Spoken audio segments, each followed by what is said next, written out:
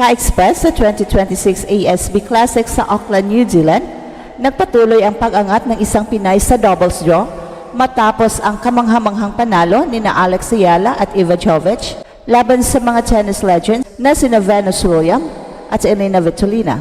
Ang duo na Ayala at Jovic ay maglalaro sa quarterfinals laban kina Jessica Malichova at Renata Zarazua sa January 8, isang showdown na puno ng interest sa mga tagahanga ng tennis. Si Alex ng Pilipinas, ang 20-year-old Pinay, ay isa sa pinakasikat ngayon sa women's tennis, hindi lang dahil sa kanyang kamakailang single success laban kay Doana Vekic, kundi pati na ang kanyang breakout doubles run kasama si Jovic. Kilalang mabilis mag-adapt sa laro ng kalaban at may mahusay na shot selection, si Alex ay unti-unting nagtatayo ng reputasyon bilang isang all-around player na kayang mag-deliver sa mataas na pressure. Sa 2026 alone, gumawa ng malaking statement ang kanyang doubles game sa ASB Classic.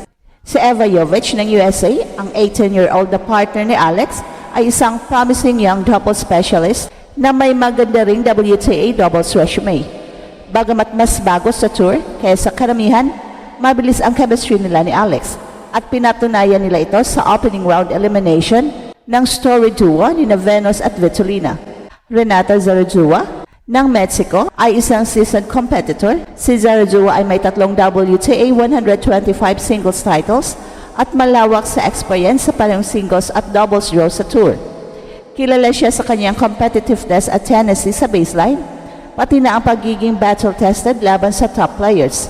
Sa double, nabuo ang partnership niya kay Jessica Malichova para sa ASB quarterfinals run. Jessica Malichova ng Czech ay isang veteran doubles player na nagbibigay karagdagang depth at consistency sa tandem nila Zarazua. Sa kanyang karanasan sa WTA doubles circuit, may kakayahan siyang kontrolin ang ritmo ng puntos at magbigay ng pressure sa return games.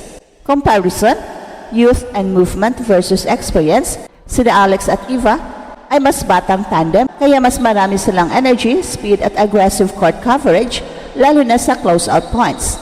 Sa kabilang banda, sina Renata at Jessica ay mas seasoned at may malawak na karanasan sa double strategy at situational play. Ang Ayala-Jovic pairing ay nag-deliver ng isang shocking upset laban kina Williams at Svitolina sa round 1, isang resulta na nagpapakita ng kanilang confidence at ability to withstand pressure. At head-to-head experience edge, sina Zarazua at Malichova ay may mas matagal na stint sa Pro Tour at posibleng mas familiar sa doubles positioning at traditional formations, pero ang rise ni Alex sa singles ay nag-boost din sa kanya all-around game sense. Ang momentum ni Alex sa 2026 season ay malinaw at malakas matapos ang huge singles run kontra ng Olympic silver medalist na si Doana Vekic at ang upset doubles win laban sa ultra-experienced duo ng Venus Williams at Elena Svitolina. Maraming observers ang tumitingin sa kanya bilang big match player na hindi natatakot sa pressure.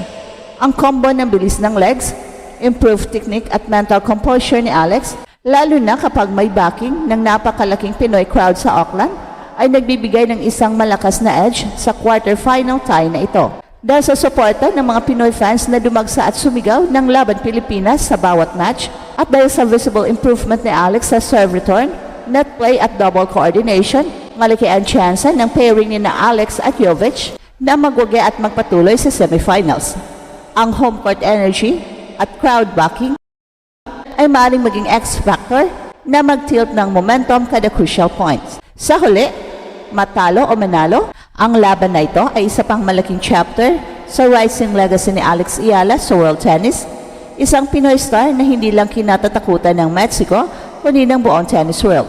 Isang malaking balita para sa Philippine tennis ang papasok na quarterfinal match sa ASB Classic 2026 doubles draw, kung saan harapin ni na Alex at Eva ang kombinasyon ni na Renata at Jessica sa January 8 sa Auckland, New Zealand. Matapos ang isang malupit na opening round upset laban kina Venus at Elena, tuloy ang pag-angat ng tandem ni na Alex at Jovic bilang isa sa pinaka-dynamic at nakakagulat na duo sa tournament. Ang laban na ito ay hindi lang basta quarterfinal tie, isa itong clash ng batang momentum laban sa seasoned experience. Sa panig ni na Alex at Eva, ang dalawa ay mabilis na nag-establish ng chemistry sa court. Si Alex, 20 years old, ay hindi lang tumataas ang pangalan dahil sa kanyang kamakailang single success,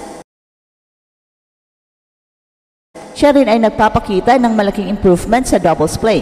Ang bilis ng footwork, matalinong shot placement at agresibong net play ang ilan sa mga dahilan kung bakit nagulat sila laban sa veteran duo sa round 1. Konektado ang laro ni Alex sa kanyang kakayahang basahin ang shots, mag-transition mula baseline papuntang net at magbigay ng consistent pressure sa opponents. Samantala si Eva, isang 18 years old na double specialist, ay nagdadala ng technical consistency at maturity na tumutulong upang mapalawak ang strategic option ng tandem na ito. Sa kabilang banda, sina Renata at Jessica ay isang kombinasyon na may mas malawak na karanasan sa Pro Tour. Si Renata mismo ay kilala sa kanyang tenacity at tactical awareness, hindi lang sa singles kundi pati na rin sa doubles matches. Bilang may 3 WTA 125 titles sa singles, hindi siya madaling hayaang mag-set points.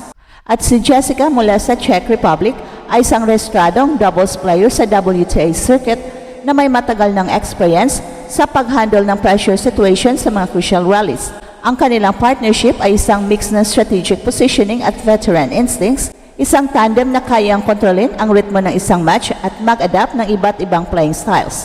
Ang profile ng bawat player ay nagbibigay linaw sa uri ng encounter na inaabangan ng maraming fans, ang youth aggression at momentum ni na Alex at Jovic laban sa season doubles ni na Zarachova at Malichova. At habang sina Renata at Jessica ay may advantage sa career experience at traditionally structured doubles play, ang pairing ni na Alex at Eva ay mayroong viral momentum at confidence boost mula sa kanilang surprise win sa opening round. Mahalaga ring tingnan ang crowd factor sa ASB Classic.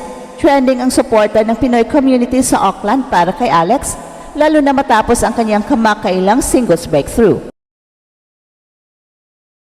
Ang lakas ng Pinoy crowd ay hindi lang emotional boost, nagiging tangible factor ito sa momentum ng mga crucial points, lalo na sa doubles kung saan bawat rally ay maaring magtagal at magbago ng daloy ng laro. Habang papalapit ang quarterfinal showdown sa ASB Classic 2026 doubles draw sa January 8, lalong umiinit ang mga usapin tungkol sa posibleng kalalabasan ng laban ni na Alex Eva, laban kina Renata Jessica, at sa analytical breakdown ng bawat aspeto ng match, makikita na malinaw ang dalawang magkaibang lane ng tennis styles, ang momentum carry-over ng Pinoy tandem laban sa steady experience at doubles ng Mexican-Czech pairing.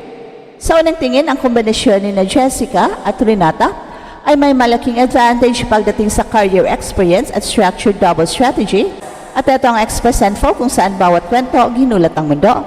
Don't forget to like and subscribe.